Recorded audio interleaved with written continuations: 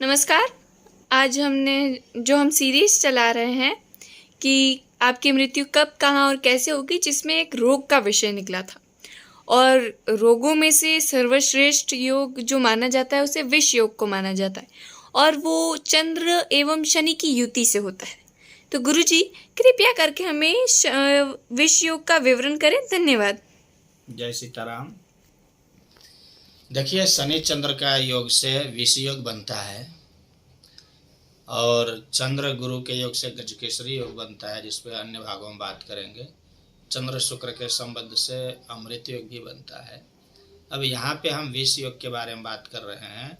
यह फल दीपिका नामक ग्रंथ के अनुसार आयु, मृत्यु, भय, दुख, अपमान, रोग, दरिद्रता, दासता, बदनामी, विपत्ति, निंदित कार्य, नीच लोगों से सहायता, जो नीच लोग होते हैं उनसे सहायता, आलस, कर्ज, लोहा, कृषि उपकरण तथा बंधन का विचार यह शनि ग्रह से किया जाता है।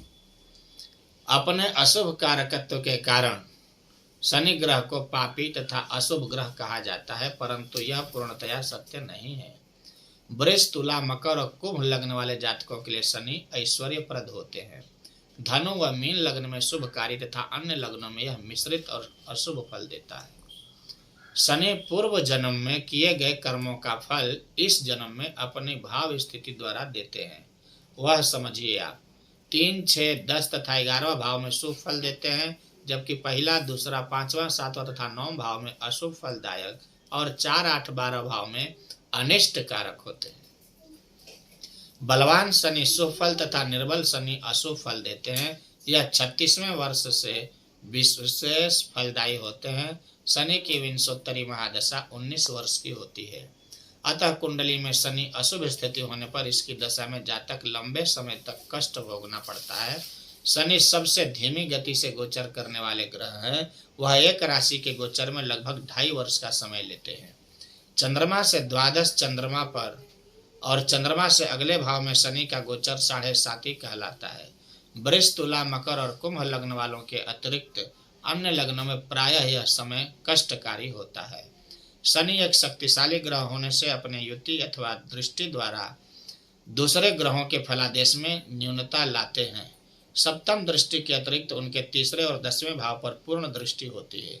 शनि के विपरीत चंद्रमा एक शुभ परंतु निर्बल ग्रह है। चंद्रमा एक राशि का संक्रमण केवल 2 दिन में पूरा कर लेते हैं, 2 से 2.25 दिन में। चंद्रमा के कारक मन की स्थिति, माता का सुख, सम्मान, सुख, साधन, मीठे फल, सुगंधित फल, कृषि, यश, मोती, कांस्य, चांदी, चीनी, दूध, कोमल वस्त्र, तरल पदार्थ, स्त्री का सुख आदि आते हैं। जन्म समय चंद्रमा बलवान, शुभ भावगत, शुभ राशिगत ऐसी मान्यता है कि शनि और चंद्रमा की युति द्वारा जातक पिछले जन्म में किसी स्त्री के दिए गए कष्ट को दर्शाता है। यानी जिस पुरुष के कुंडली में शनि चंद्रमा का योग आया है तो उसके पिछले जन्म की जो स्त्री होगी उसके द्वारा बहुत सताया गया है। यह जातक को बदला लेने के लिए इस जन्म में उसका मां बनती है, उस जातक की मां बनती है। माता का शुभत्व प्रबल होने पर वह पुत्र को दुख, दारिद्र्य तथा धन नाश देते हुए दीर्घ काल तक जीवित रहती है। यदि पुत्र का शुभत्व प्रबल हो तो जन्म के बाद माता की मृत्यु हो जाती है। नवजात की शीघ्र मृत्यु हो जाती है। क्या होता है, यदि लड़के के में ज़्यादा प्रबल हो गया तो उसकी जो माँ जो बदला लेने आई थी वो पहले गुजर जाती है, अथवा वह जो लड़का है उसको बदला लेने के लिए उसकी खुद की मृत्यु हो जाती है। इसकी संभावना 14वें वर्ष तक रहती है, जिसका अशुभ प्रभाव तथा मध्य अवस्था तक रहता है। शनि के चंद्रमा से अधिक अंश या अगली राशि में होने पर जातक अपयश का भी भागी होता है।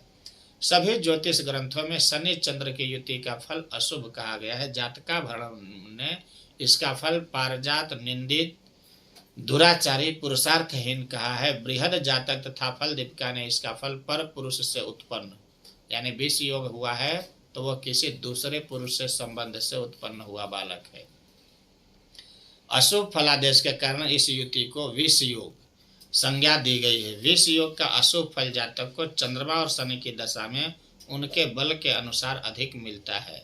यानी शनि चंद्र की उत्पत्ति है तो उसकी माता और पिता में से कोई तो भी एक अनिष्ट होगा, जो दूसरे से नाजायज उसके संबंध हो सकते हैं, ऐसा उत्पन्न होता है बालक विष योग वाला।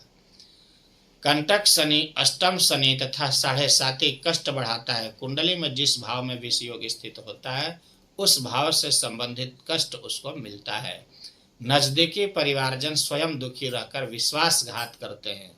जातक को दीर्घकालीन रोग होते हैं और वह आर्थिक तंगी के कारण कर्ज से दबा रहता है। जीवन में सुख नहीं मिलता। जातक के मन में संसार से विरक्ति का भाव जागृत होता है और फिर वह अति आध्यात्म की ओर अग्रसर होता है। अभी हम भाव के अनुसार जानेंगे विष योग का फल। समझिए, लग्न यानी प्रथम भाव में विष योग बन रहा हो। इस योग के कारण माता के बीमार रहने से उसकी मृत्यु से किसी अन्य स्त्री, बुआ अथवा मौसी द्वारा उसका बचपन में पालन पोषण होता है। कई बार आपने सुना होगा कि उसकी माता जन्म लेते ही मर गई थी। उससे सिर और स्नायु में दर्द रहता है। शरीर रोगी तथा चेहरा निस्तेज रहता है। जातक निरुत्साही, वहमी, संकालु प्रवृत्ति का होता है। आर्थिक संपन्नता नहीं होती। नौकरी में पदोन्नति देरी से होती है अथवा विवाह देरी से होता है अथवा दाम्पत्य जीवन सुखी नहीं रहता है। अपने पति के होते हुए भी वो किसी अन्य के साथ उसके नाजायज संबंध आ जाते हैं विष योग के कारण।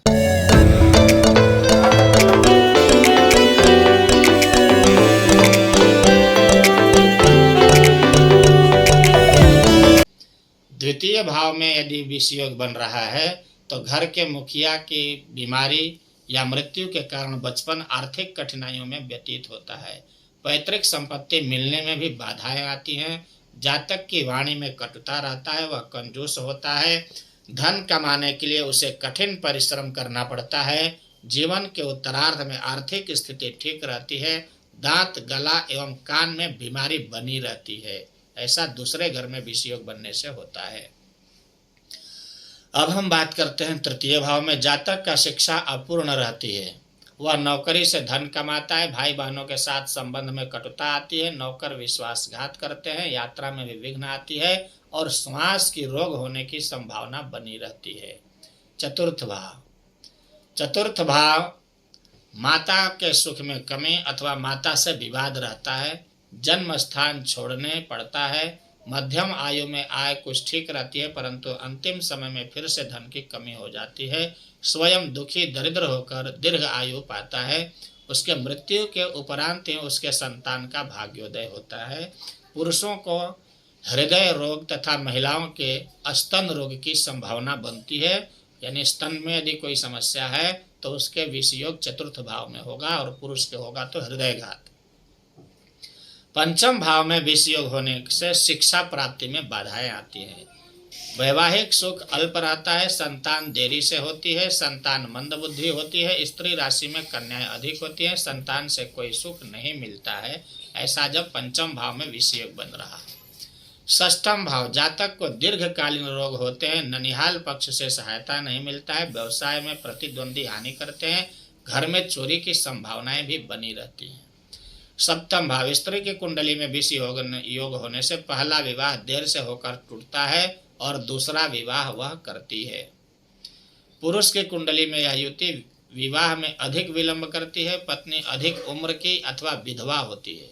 संतान प्राप्ति में बाधा आती है। दाम्पत्य जीवन में कटुता और विवाद के कारण वैवाहिक सुख नहीं मिलता।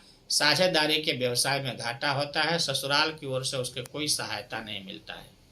यदि किसी की पत्रिका में अष्टम भाव में यदि विष योग बन रहा हो तो दीर्घकालीन शारीरिक कष्ट, गुप्त रोग होते हैं। टांग में चोट अथवा कष्ट होते हैं। जीवन में कई विशेष फल नहीं मिलता है। उम्र लंबी रहती है लेकिन अंत समय बहुत ही कष्टकारी होता है। जबकि नवम भाव में विष योग बनने से भाग्योदय में रुकावट आती है। कार्यों में विलंब से सफलता मिलती है। यात्रा में हानि होती है। ईश्वर में आस्था कम होती है। घर परिवार में चाहे जितना बड़ा पंडित हो, पूजा पाठ करने वाला हो, लेकिन उसको यदि कह दिया जाए कि तुम पूजा पाठ में बैठ जाओ तो कभी भी वो पूरे मन से नहीं बैठती है। एक आध घंटा बैठ करके वो तुरंत उसमें से हट जाएगी। ये उसके विष योग के कारण भाई बहनों से भी उसके बहुत अच्छे संबंध नहीं रहते हैं, न पति के साथ बहुत अच्छे रहते हैं। दसम भाव में पिता से संबंध अच्छे नहीं रहते, नौकरी में परेशानी तथा व्यवसाय में घाटा होता है, पैतृक संपत्ति मिलने में कठिनाई आती है, आर्थिक स्थिति अच्छी नहीं रहती है, वैवाहिक जीवन भी सुखी नहीं रहता है। एकादश भाव में यदि विष योग बन रहा हो तो बुरे दोस्तों के साथ रहता है, किसी भी कार्य में लाभ नहीं मिलता, संतान से सुख नहीं मिलता है, जातक का अंतिम समय बहुत बुरा गुजरता है, बलवान शनि सुख कारक हो सकता है। द्वादश भाव में शनि जातक का निराश रहता है, उसकी बीमारियों के इलाज में अधिक समय लगता है, जातक व्यसनी भी बन करके धन का नाश करता है, अपने कष्टों के कारण वह कई बार आत्महत्या तक करने की सोचता है। महर्षि पराशर ने 2 ग्रहों की एक राशि में युति का सबसे कम बलवान माना है। सबसे बलवान योग ग्रहों के राशि परिवर्तन से बनता है तथा दूसरे नंबर पर ग्रहों की दृष्टि योग होता है। अतः शनि चंद्र की युति से बना विष योग सबसे कम बलवान होता है। इनके राशि परिवर्तन तथा परस्पर दृष्टि संबंध होने पर भी ये विष योग बन जाते हैं। भले साथ में नहीं बैठे हों, लेकिन शनि यदि उसको तीसरे 10वें और 7वें दृष्टि से देख रहा हो तो भी विष योग बन जाएगा चंद्रमा को। तो दृष्टि से वो ज़्यादा प्रभावशाली हो जाते हैं। इसके अतिरिक्त शनि और चंद्र की एक दूसरे की राशि परिवर्तन होने से भी ऐसा योग बनता है। 7वीं, तीसरी, 10वीं दृष्टि जिस स्थान पर हो वह कुंडली में चंद्रमा स्थित होने पर भी विष योग के समान ही फल जातक को प्राप्त होता है।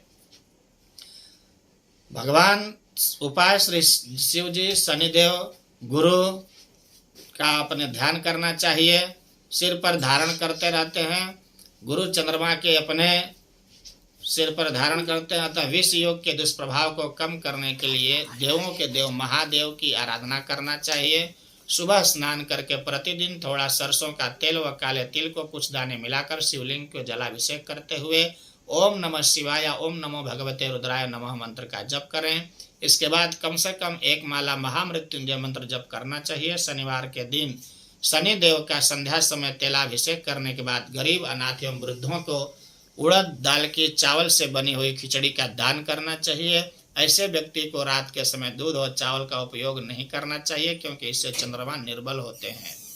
इस प्रकार से शनि चंद्र का विष योग के बारे में हम चर्चा किए, और भी आगे हम दूसरे ग्रहों के चंडाल योग आदि के बारे में चर्चा करेंगे।